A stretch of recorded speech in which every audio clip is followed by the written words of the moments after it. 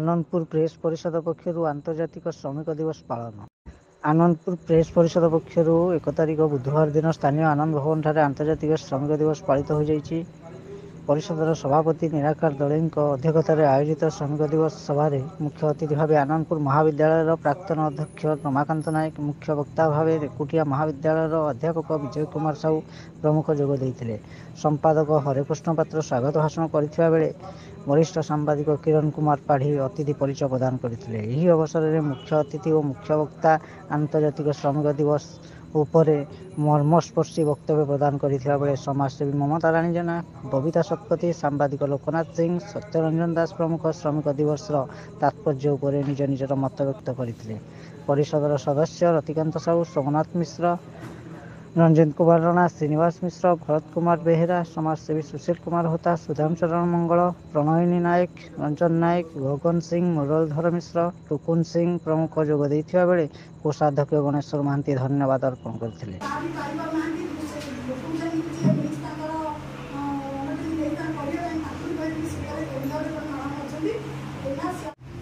निराकार दलई को मंचस्थ भाव अनुरोध करुच्ची आम प्रेस परिषद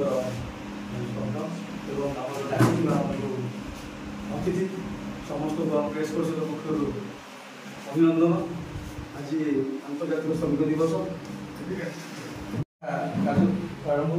कारण गरम को ग्रीष्म प्रभाव को चाहिए आम कर्म ही आम परिचय दब से कर्म कर आज समस्ते जन जन श्रमिक से भी श्रमिक आप श्रमिक आप घर काम कर बाहर काम कर सब बड़ कथा है आम जो घरे रोचे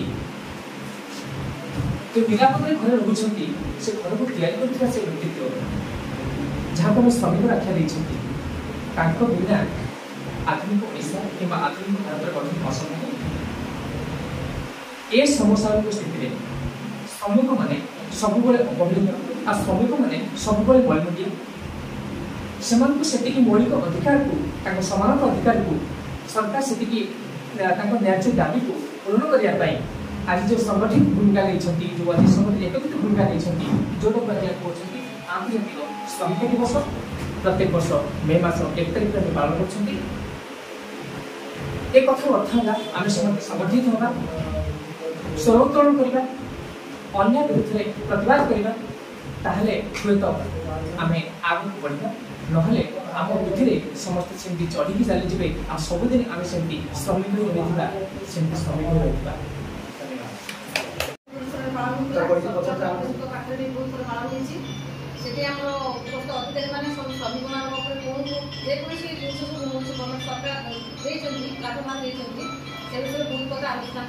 आज 5टा बेले तालुका तरफ छक कल्याण मंडप दिवस बहुत कथा आलोचना कराब आ कि श्रमिक मानक भी से दिहब जिन किसी रखते कोर्ट तरफ तेणु आपण टाइम्स भी बस पारे से बहुत जिन आम जो जिन जाणु से डिक्लेयर से करा तेणु आमर भी म्यूनिसिपालिटी तरफ जी प्राय लेबर कार्ड जब करवा कथा बहुत लोगों करदे बहुत लोग से उपकृत है। झील बाहर पाइपे प्रथम 25,000 एवं कर सरकार 50,000 आ सैकेल मिलता 10,000 मिलता छुआ पाठ पढ़ाई गोटे सुविधा आम लेबर कार्ड माध्यम केत लोक देलुनी से पाइले से 40,000 प्राइस टाइप तेणु लेबर कार्डटा बर्तमान जो चलुची ऑनलाइन जब आपण जो किए पाइबार योग्य थो आप सहयोग करके व्यवस्था कर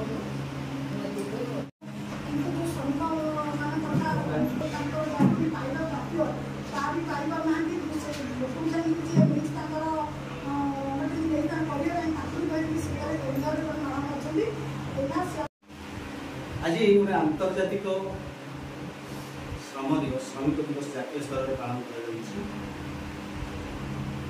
प्राचीन काल बहु काल श्रमिक माने बुझा जाए जो माने तल वर्ग चतुर्थ वर्ग जो परवर्ती वैदिक जुग में जाति प्रथा सृष्टि से श्रमिक सब नीच तल रखा किंतु आउ से सम ना समानुक्रमे यही वर्गर विशेषकर मध्यवित्त लोक मैंने अध्यापक शिक्षक दार्शनिक प्रचेषार संग्राम आंदोलन जो अनेक परिवर्तन ଇଭେନ୍ ଯାହା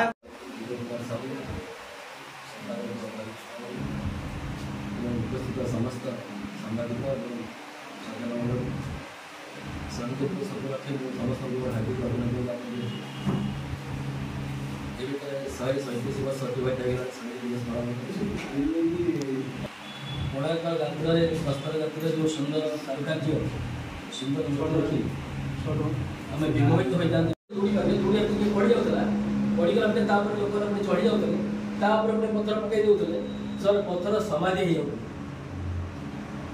କହିବା ଆବଶ୍ୟକ ନାହିଁ। ଗୋଟେ ସାମ୍ବାଦିକ ତାର ଆଜି ପର୍ଯ୍ୟନ୍ତ କୌଣସି ପରିଚୟ ଦେଲାନି। ସେ ସାମ୍ବାଦିକ ସଂଘ ହଉ କିମ୍ବା ସେ ଯେଉଁ ଖବରକାଗଜ ଟିଭି ସଂସ୍ଥା ତାଙ୍କର କେତେ ଜଣ ଶ୍ରମିକ କାମ କରୁଛନ୍ତି ବର୍ତ୍ତମାନ ପର୍ଯ୍ୟନ୍ତ ସେମାନେ ୱେଜ୍ ବୋର୍ଡକୁ ସେ ସାର୍ଟିଫିକେଟ୍ ଦେଲେ ନାହିଁ, ଯାହାଫଳରେ କି ବର୍ତ୍ତମାନ ପର୍ଯ୍ୟନ୍ତ କେହି ନା ପାଉଛନ୍ତି ପେନସନ୍ ନା ଦରମା।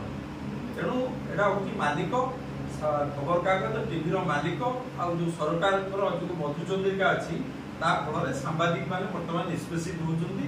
ଏଭଳିଆ ପ୍ରଥମେ ଏଇ ଶ୍ରମିକ ମାନଙ୍କୁ ତାଙ୍କର ମଜୁରୀ ପାଉଣା ଦିଆଯାଉ। କିଏ ଛାତିରେ ହାତ କରିକି କହିପାରିବେ ଯେଉଁ ଶ୍ରମର ପାଉଣା ପାଉଛି ସାମ୍ବାଦିକଟେ। ଏତିକି କହିକି ରଖୁଛି, ଆଉ ସମୟ ନେବାକୁ ଚାହୁଁଛି, ଖରାପ ପଡ଼ିଲାଣି।